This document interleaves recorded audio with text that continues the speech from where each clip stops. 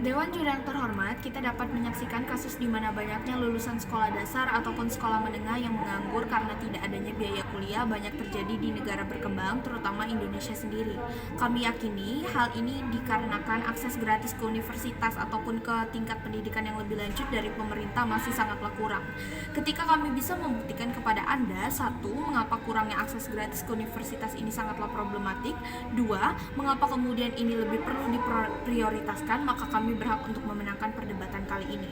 Masuk kepada hipotesis masalah. Apa saja masalah-masalah yang ditimbulkan dari tidak adanya mekanisme memprioritaskan akses gratis ke universitas di kalangan masyarakat penghasilan rendah oleh pemerintah? Satu, kami yakini ini dapat menciptakan pengangguran yang dimana angka pengangguran ini akan sangat buruk dan menimbulkan akibat-akibat yang lebih buruk lagi, yaitu tingginya tingkat kriminalitas karena orang-orang dengan penghasilan rendah dan tidak memiliki cukup kualifikasi pendidikan tidak lagi dapat mencari pekerjaan yang lebih layak, sehingga kemudian mereka mulai melakukan hal-hal yang sangat-sangat ekstrim, yaitu melakukan kriminalitas dengan mencuri, merampok, bahkan melakukan pembunuhan, dan ini akan sangat bermasalah dan ini banyak terjadi di Indonesia. Dan yang kedua, kami yakini kualitas sumber daya manusia di negara berkembang, terutama di Indonesia, akan stuck karena jumlah pendidikan lanjutan yang tidak signifikan diberikan kepada masyarakat berpenghasilan rendah, sehingga mereka tidak bisa melanjutkan pendidikan mereka dan harus berhenti di pendidikan-pendidikan dasar seperti baca dan tulis.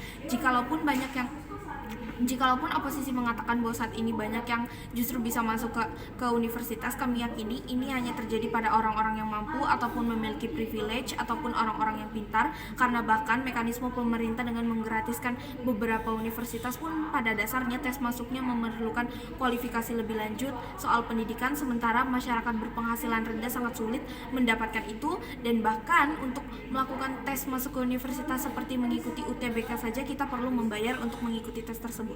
Yang ketiga, ini tidaklah sesuai dengan interest developing countries, di mana membangun kualitas SDM dengan usia produktif tidak akan terjadi pada mekanisme yang sebelumnya ada, yaitu prioritas hanya pada akses gratis hanya pada pendidikan sekolah dasar, karena sejatinya usia produktif yang memerlukan pendidikan yang lebih tinggi seperti masuk ke universitas lebih banyak jumlahnya, lebih signifikan, sementara di negara berkembang mekanisme ini masih belum diprioritaskan.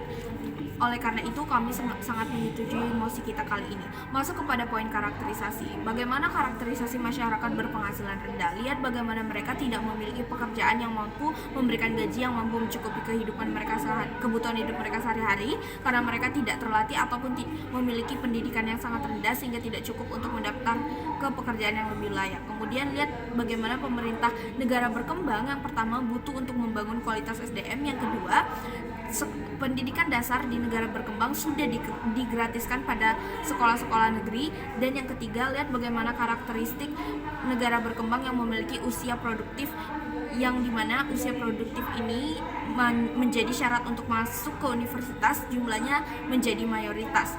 Kemudian dilihat bagaimana karakteristik universitas di mana saat memasukinya kita membutuhkan biaya yang sangat besar, entah itu dipakai tes ataupun harus dibayarkan selama kita berada di universitas. Kemudian inilah yang menjadi alasan mengapa kami sangat menyetujui mosi perdebatan kita kali ini, yaitu Dewan ini percaya di masyarakat penghasilan rendah, pemerintah harus memprioritaskan akses gratis ke universitas di atas standar pendidikan sekolah dasar atau menengah yang lebih tinggi, dengan tujuan besar kami yaitu untuk mengurangi pengangguran dan meningkatkan kualitas sumber daya manusia. Dua hal yang akan kami buktikan pada perdebatan kali ini. Satu, mengapa kita harus memprioritaskan akses gratis ke universitas daripada akses gratis ke sekolah dasar ataupun menengah untuk masyarakat penghasilan rendah. Dan yang kedua, bagaimana mekanisme ini dapat lebih unggul secara benefit. Disclaimer Dewan Juri yang terhormat, kami tidak akan menghilangkan akses gratis ke sekolah dasar dan sekolah menengah. Masuk kepada poin argumen. Satu, mengapa proposal ini dapat dijustifikasi. Sadarilah bahwa satu, masyarakat berpenghasilan rendah bisa mengikuti pendidikan sekolah dasar dan menengah karena pada negara berkembang ini digratiskan, tetapi banyak yang tidak bisa lanjut ke jenjang berikutnya seperti ke jenjang universitas karena mereka tidaklah mampu untuk melakukannya, tidak mampu secara ekonomi untuk melakukannya. Yang kedua, notis bahwa negara berkembang sudah ada mekanisme akses gratis ke sekolah dasar dan menengah, tapi ke universitas sangatlah kurang. Yang ketiga, notis bahwa negara berkembang punya usia produktif yang sangat tinggi, dan ini merupakan usia-usia di mana masyarakat harus memasuki universitas ataupun memperoleh pendidikan dengan tingkat yang lebih tinggi. Notis bahwa fasilitas pendidikan menjadi menjadi hak masyarakat dan kewajiban pemerintah untuk memberikannya, bukan hanya pada tingkat dasar dan menengah, tapi sampai tingkat lanjutan, sampai orang tersebut bisa menggunakan kemampuan ataupun pendidikan yang didapatkannya ke kehidupannya.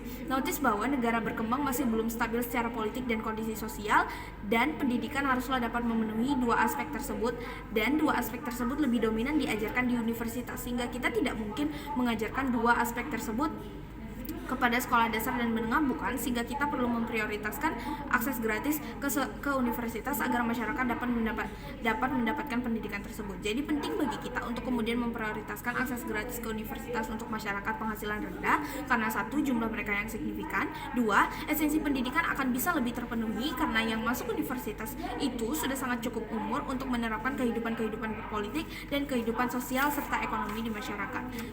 Kemudian, interest negara berkembang bisa lebih mudah tercapai karena negara tidak akan dipenuhi dengan pengangguran tamatan sekolah dasar ataupun menengah, tetapi orang-orang terdidik yang telah lulus dari universitas, sehingga pembangunan kemudian bisa lebih mudah.